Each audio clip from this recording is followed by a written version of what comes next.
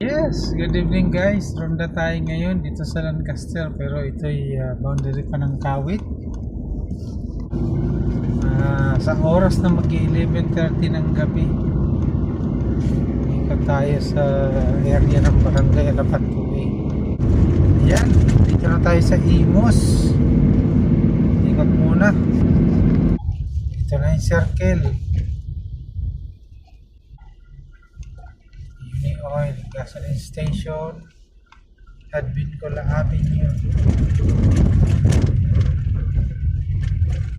Alam nyo guys, pag ako nagro-ronda, walang problema sa akin yan. Pataya lahat ng aking baraha dyan. Kaya huwag nyo nga haluan ng politika yung aking pagro-ronda sapagkat sasakyan ko at gasolina kong ginagamit ko rito. Ayan, dito na ako sa loob ng Lancaster.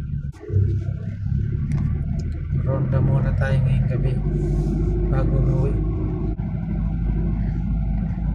Yan muna guys, at yung ibang area hindi ko nakukunan.